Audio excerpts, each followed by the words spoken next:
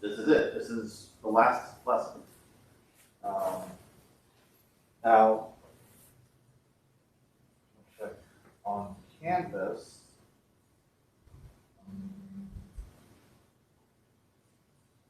The practice final exam and solution have been posted also on the external site. So I encourage you to take a look at those.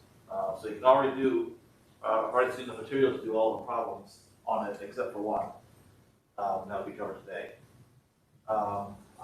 So on Wednesday is when we will have our final class meeting.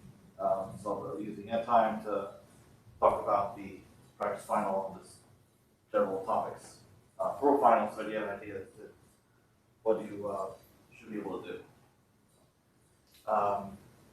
So then, we won't be meeting anymore after that. The final, getting the notes about this.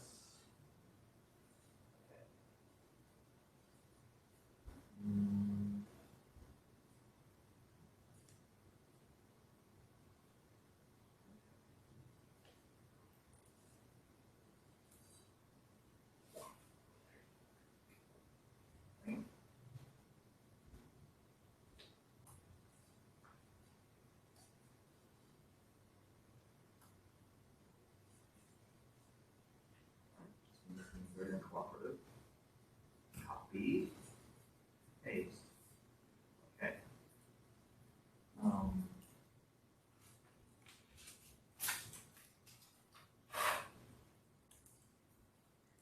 Okay. So.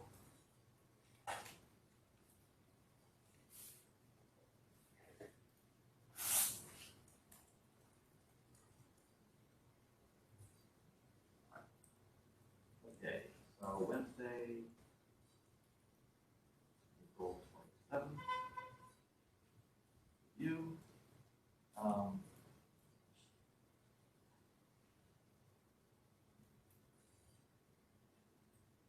right, final will be posted on this Friday, the 29th.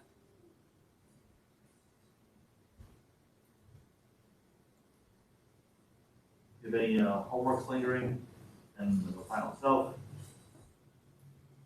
well, that's your do or die time.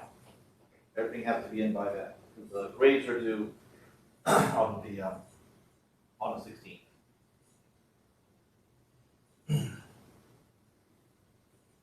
And anything you can get in earlier, we appreciate it because during the 13th, 14th, 15th, I will be traveling, so I will. So that'll make it difficult to work through a large amount of last-minute grading. So. Okay. Are there any questions about final end of semester or anything like that?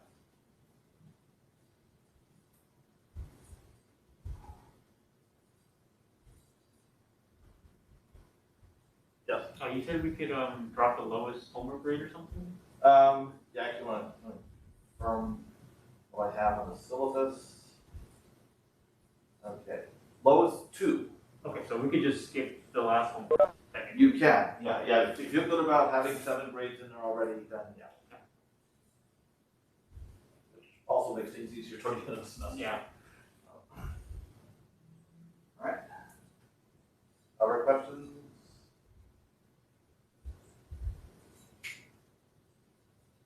Okay, I'll put that in here as a reminder.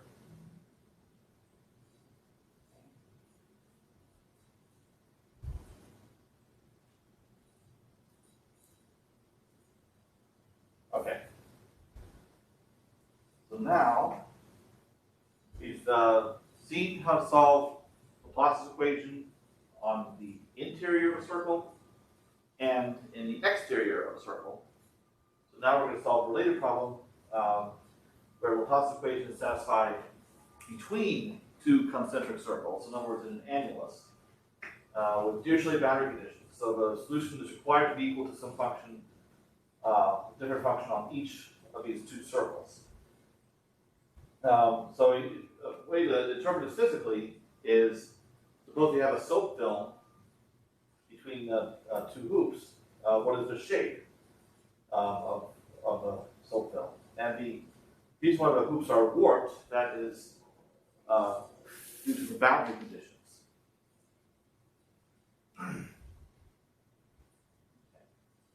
So here we have Laplace's equation in polar coordinates, like before, same PDE. But now the domain in polar coordinates is little r between capital R1 and capital R2. So those would be radii of these two concentric circles that define an annulus. And here are boundary conditions. So on the inner circle, solution must be equal to g1 of theta. On the outer circle, radius r2, solution must be equal to g2 of theta.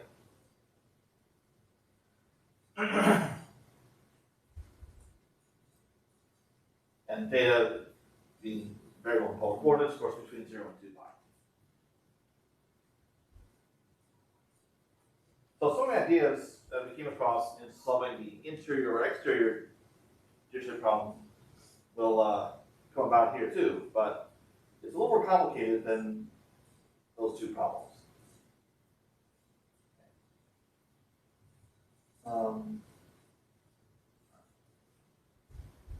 So we go through the same process as we did with those problems, separation of variables. We assume that u is a product of function of r and a function of theta. And since Laplace's equation, of course, is linear, so our solution will actually be a linear combination of expressions of this form.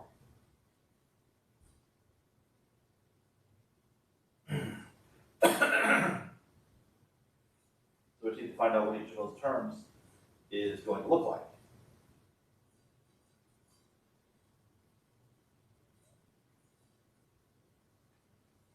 So, as I did for the interior problem, you go ahead and substitute this form into Laplace's equation up here, and we get, I carried out more details back then, but the process is exactly the same at this point, because boundary conditions don't play a role yet. But as I did for the interior problem, we get these two ODEs, one for capital R, one for capital theta.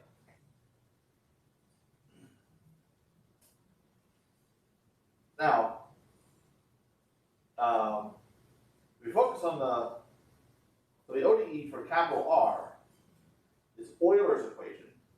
So we had to solve that for the interior problems, but that can be a different criteria as to which solutions we should include or exclude. That's going to be a different situation this time.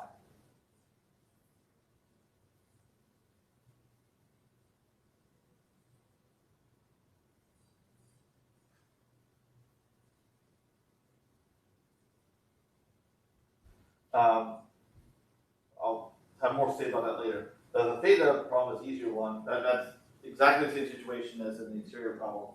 That is the general solution will be a combination of cosine and sine of n theta, just to ensure that capital theta is 2 pi periodic.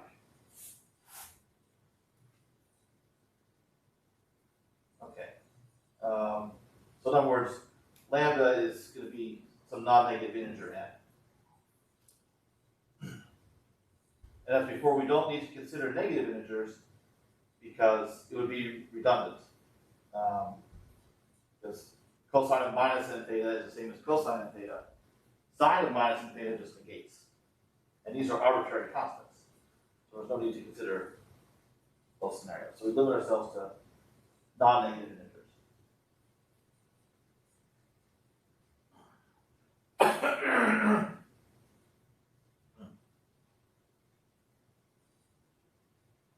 In other words, these are all, in linear algebra terms, these are all the linearly independent solutions that we have of this ODE.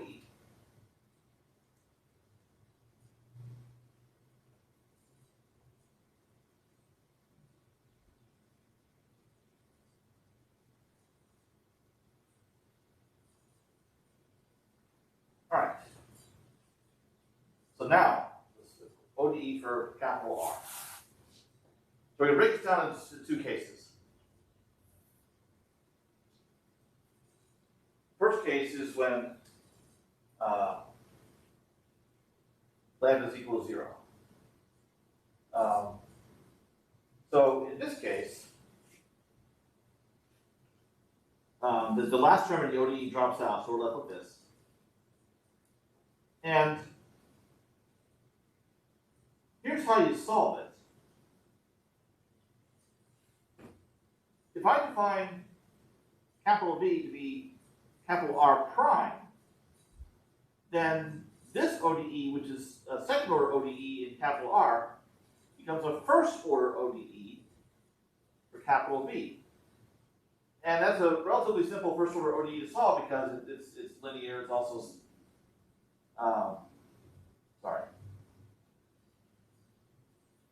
back up. It is not linear. It is separable though, and that's what makes it quick to solve. Okay.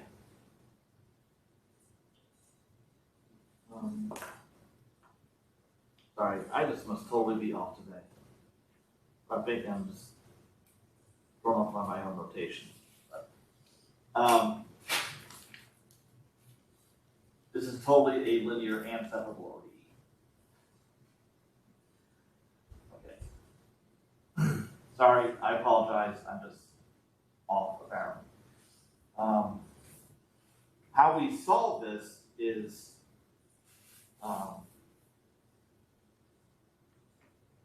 using the fact that it's separable, because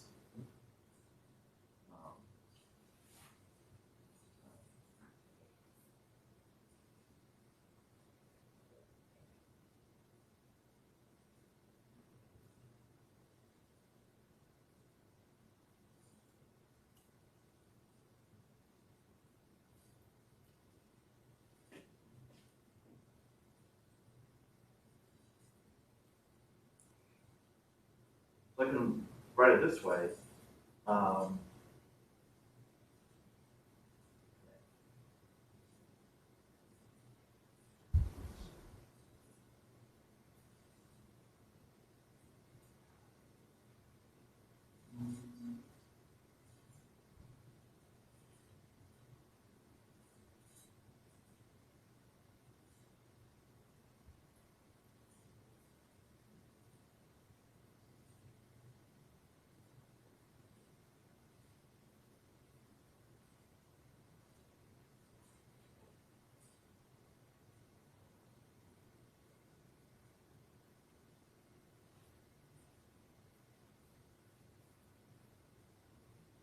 Sorry, due to my recent flutter, what I need to do is a little, tread a little more carefully.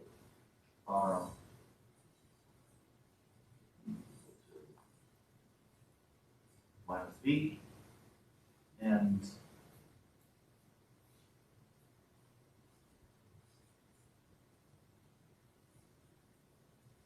okay, everything B on one side, everything R on the other side.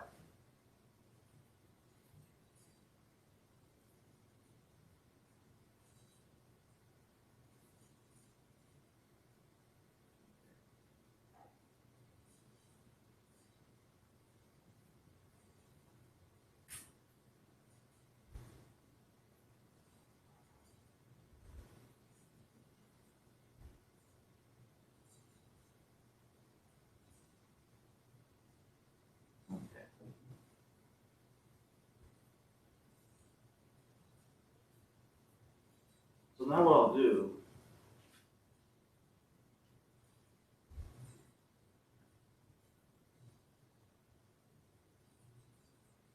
I can integrate both sides. The left side with respect to capital V, right side with respect to R.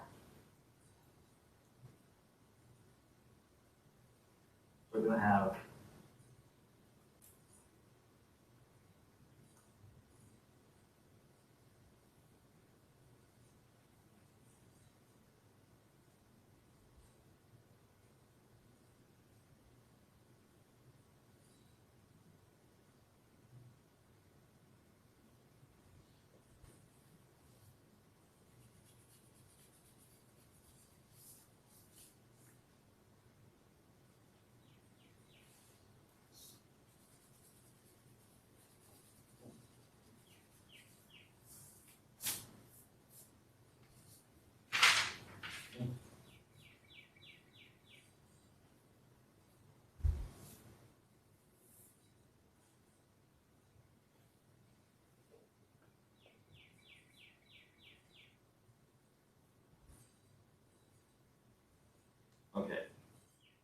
we want it with this.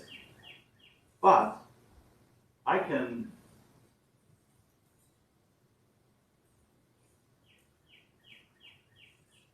use the properties of logs. Write this as natural log of r to the minus 1 plus a constant. And then I can exponentiate both sides.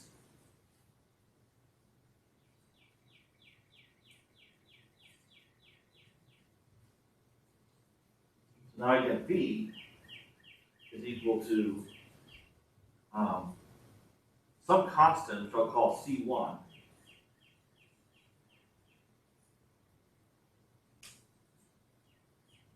over R. C1 is not the same as capital C here, but it is related to it.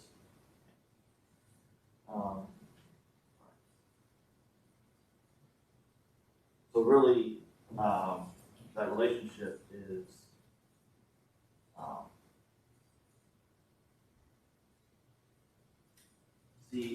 capital C is natural log of C1.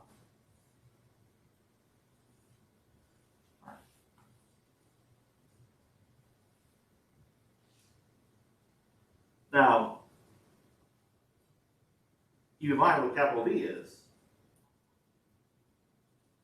B is capital R prime, and we want capital R. So we integrate this, and we get C1 natural log of R. And then from the second integration, we get a second arbitrary constant, which is C2.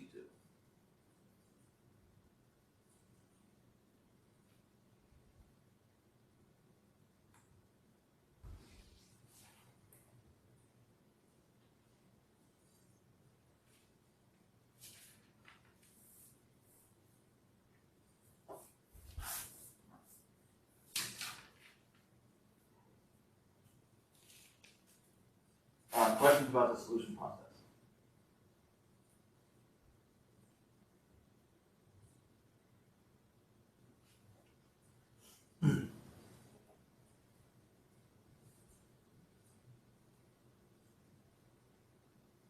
By the way, we go back to the original ODE here. The reason why it is a linear ODE is here we have a coefficient R here, but R is the independent variable. A linear ODE or PDE is still considered linear if it has coefficients that depend on the independent variables of the PDE. Whereas if coefficients depend on a dependent variable, like for example, if I didn't have, instead of having R here, I have like a function of capital V. That's when you get a territory of having like a nonlinear DE. So I got the letters in my head mixed up, and so I ended up saying the wrong thing. And again, sorry about that.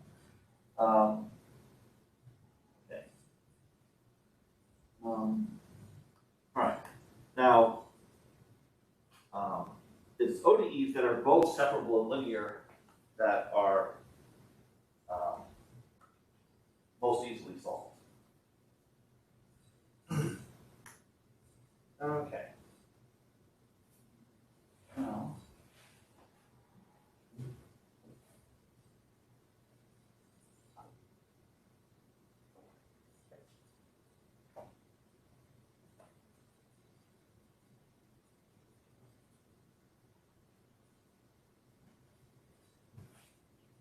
and actually, since I brought that up,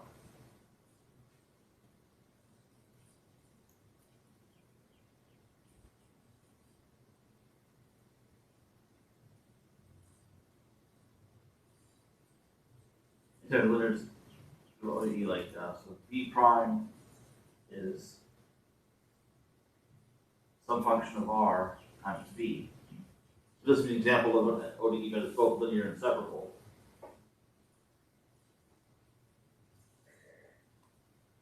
Is B of R is is equal to some arbitrary constant of called C1, same role C1 within here, times the exponential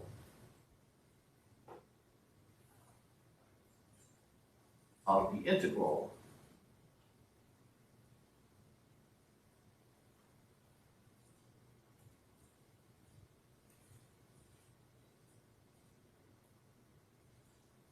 of this function f that you have here. And in this case, f of r is minus 1 over r. So e to the integral of minus 1 over r turns out to be 1 over r. That's how it works out that way.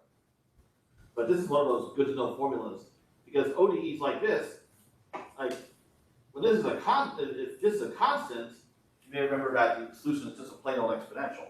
Like if that was a constant k, the solution would be e to the kr. That's a constant. But when it's a function of r, then this is the generalization of it. So it's one of those things you keep in your cache, I guess. Okay. I didn't plan to spend this much time on that.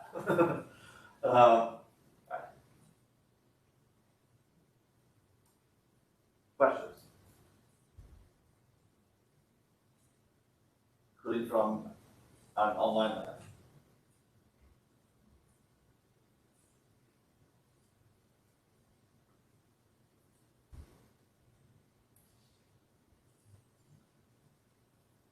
Okay. So,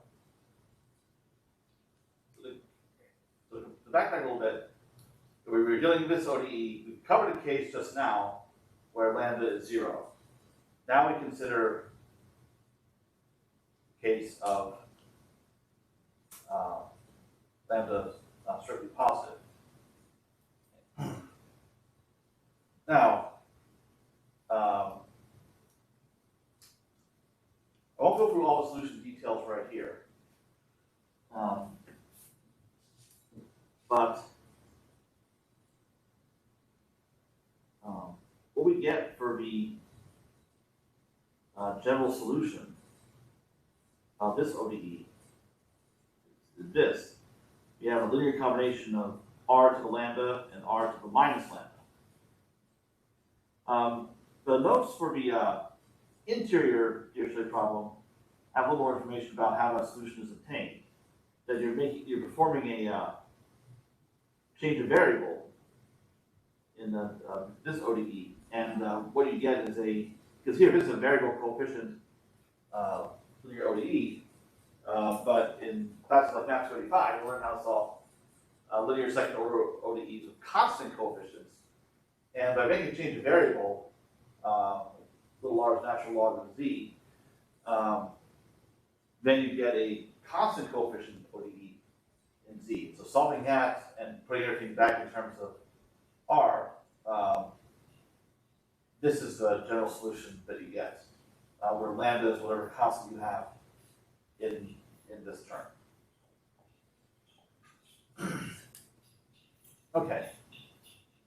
Now, from the ODE for theta, we've already established that the value of lambda is an integer. So now we can consider this case and also a case of lambda equals 0, and put all those solutions together, and from there describe a solution of our PDE. So really, this is the first step in your solution process for a Dirichlet problem in an annulus. So what we're doing is we have this solution stemming from n equals 0, which is really multiplied by cosine n theta for n equals 0, but that's just 1.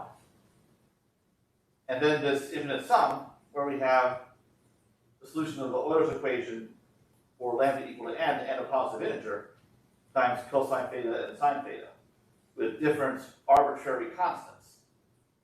So you may recall that for the interior-exterior Dirichlet problem, many of these solutions had to be thrown out. For example, the interior Dirichlet problem, we had to dispose of this because it's undefined at the origin. Also, the solutions r to the minus n were tossed for the same reason. For the exterior Dirichlet problem, we again tossed out the logarithmic solution and the terms r to the n because they go to infinity. We're looking for solutions that remain bounded as r goes to infinity.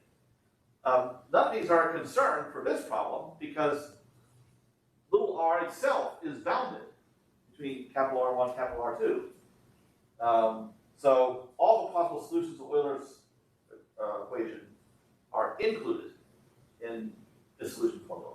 So now what we have to do is use the two boundary conditions to obtain values for coefficients an, bn, cn, dn.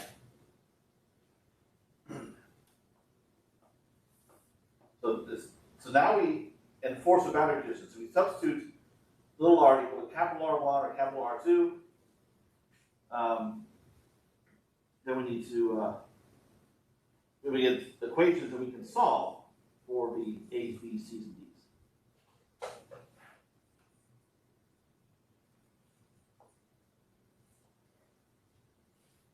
So what we do is we go ahead and set little r equal to capital R1 or capital R2, set the entire formula equal to G1 or G2 respectively, and by integrating both sides of the equation from 0 to 2 pi, these two equations pop out. And the reason why is the integral from 0 to 2 pi of cosine n theta or sine n theta is 0. So integrating both sides from 0 to 2 pi, this entire infinite sum goes away. Only this part remains. So that's what we have here and here, evaluated at little r equal R1 or R2. And then on the other side of the equation, the integral 0 to 2 pi of G1 or G2. All right.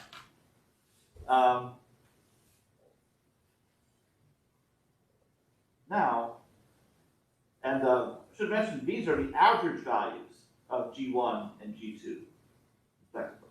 But now what we have is a system of two linear equations into two unknowns, A0 and B0. So we can go ahead and solve those. Right, so that's the case for these terms corresponding to n equals 0. For all n in here, you get B's, A's, and B's, and C's, and D's. We have a similar process to follow. Or what you do is you multiply the solution equation by either a cosine or a sine, and again integrate from 0 to 2 pi.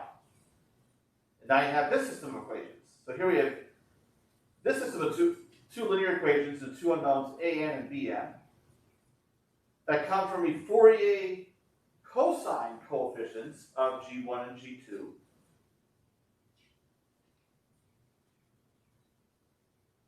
And then by multiplying by a sine and integrating from 0 to 2 pi, we get this similar system of equations for the Cn and Dn.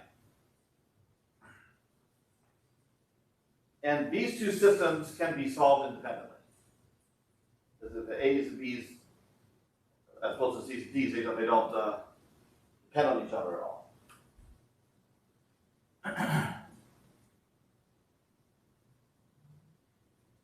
Okay.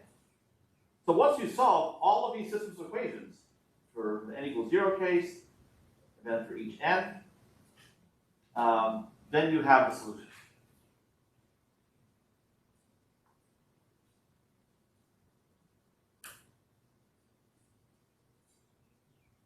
Now I'll illustrate with an example.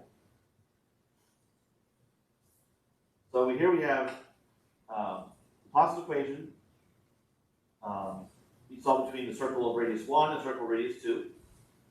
For the unit circle, the solution is equal to 0. The circle of radius 2 is equal to sine theta.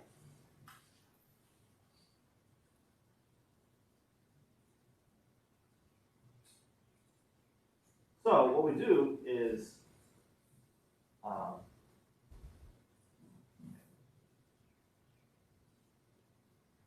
we need to evaluate these integrals. And so for example, in this case, if a capital R1 equal to 1, well, natural log of 1 is 0. So on the left side, we're just going to have a 0. And then here, G1 is equal to 0. So we're just going to end up with A0 equals 0.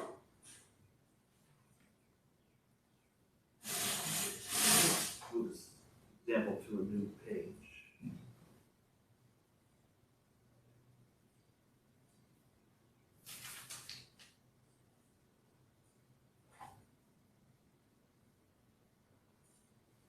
Okay.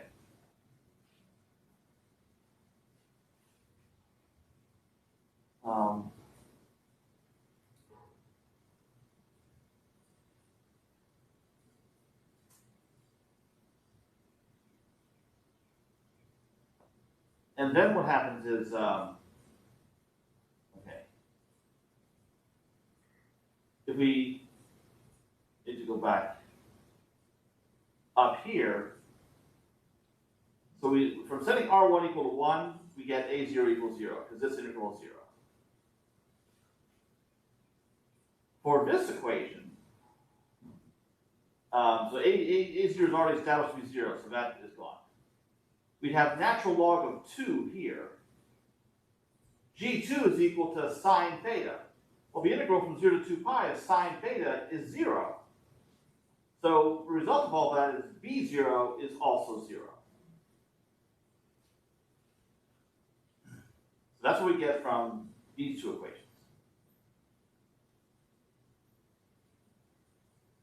Now, for the other coefficients, a and b and c and d n,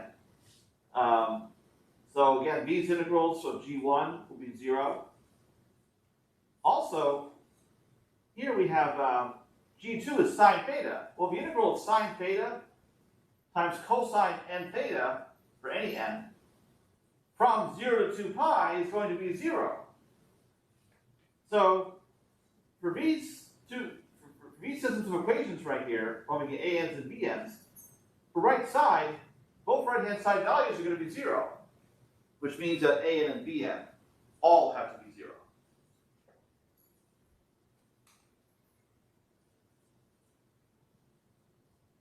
So that's a conclusion that is reached here. So the only non-zero coefficients we can possibly have are Cn and Dn. So now, if we go look at those equations, sorry, I'm jumping around quite a bit. Keep in mind that the sines and cosines have this orthogonality property. So first of all, this right-hand side will always be 0 because G1 is 0. Down here, I set G2 of S to be sine of S. So we have the integral of sine S times sine NS. That integral is also going to be 0 unless n equals 1. Then you'll have sine S times sine S. So you'll have a positive integrand at both points. So then they said the integral will be positive. So the only time we have a non-zero value on the right-hand side of these equations is for the case n equals 1. So Cn and Dn are now known to be 0 for all n not equal to 1. For the case of n equals 1, we'll plug in R1 equal 1, R2 equal 2, evaluate these integrals, and this is the system that we get. So C1 plus D1 is still 0. And then for substituting R2 equal 2, we have this on the left side, and then this integral actually has a non-zero value, turns out to be equal to 1. So now, this system of two linear equations and two unknowns, C1 and D1, we can go ahead and solve. And the result is we get C1 equal to 2/3, D1 equal to minus 2/3.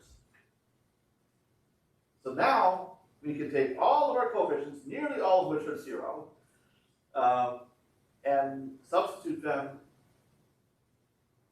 into our general solution formula. And what we get in that case is this. So, and you can see if I set little r equal to 1, this will become 0, so the solution is 0. Whereas if I substitute r equal to 2, so I get 2 minus 1/2. Well, that's 3/2. 2/3 times 3/2, that'll be 1, and I'm left with sine theta. So this does satisfy the boundary conditions.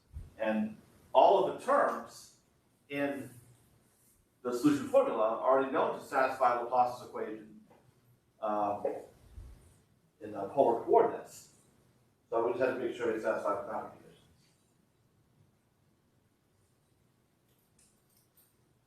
So that's what you do for these kind of problems. If you're solving the Laplace equation for r bounded by two constant values, then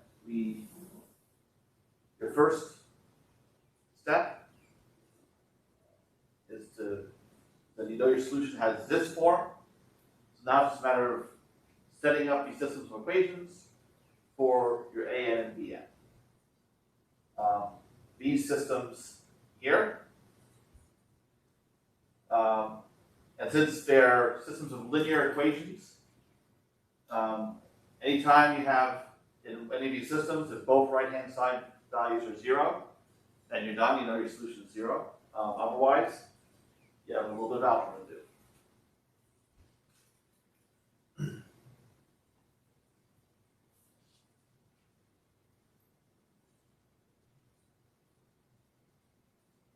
I guess if you really, really want an explicit solution formula, you can use a formula for the inverse of a 2x2 matrix.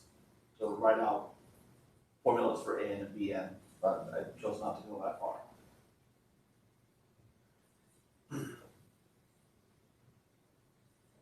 Okay. So questions about how whoops, stop it. How this problem was solved.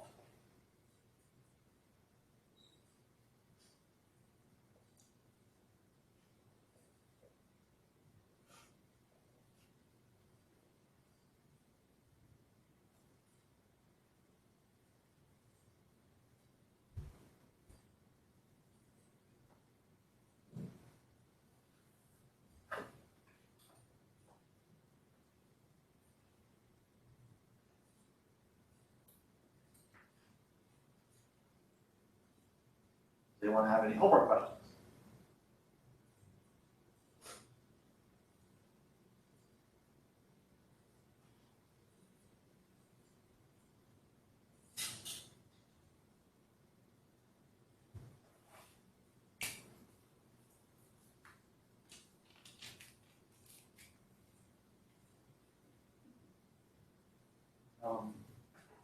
Today we're on the last assignments of the semester. So homework 9 is about Laplace's equation for free situations, interior, exterior, annulus. But what you can always do is study what's in the practice final solution and also in these notes for how to solve those problems so that you're good to go for the final. Homework 8. Okay, so that's on the method of characteristics stuff that was covered. Feels like an eternity ago. Okay. Finite mark, Fourier transform, and all that. Okay. So, well, what I suggest you do is, if you can, like between now and Wednesday, go ahead and download the practice test, take a look at it. Now, there are, I believe, 7. Let me check.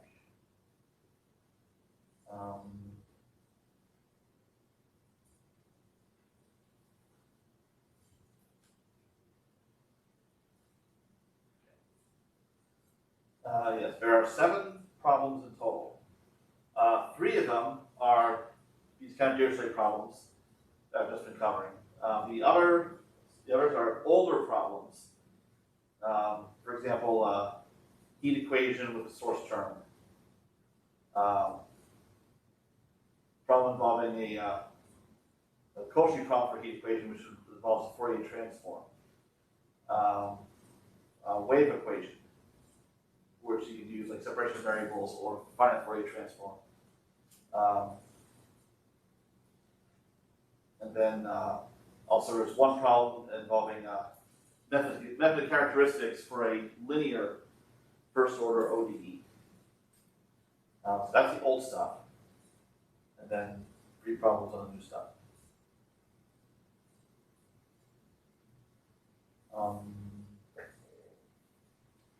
Also, let's see. Similar rules as for the previous tests. Since there are 7 problems total, graduate students must work all 7. Undergrads choose 6 and 7.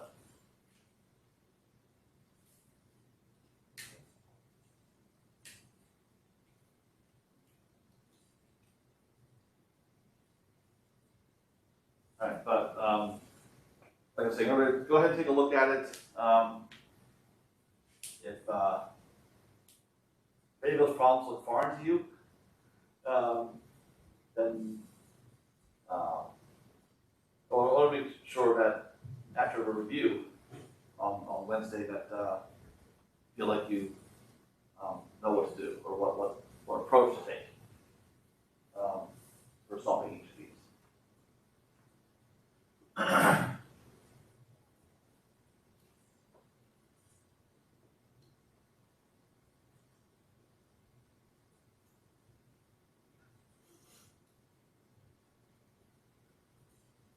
Okay, well, one more class on Wednesday then.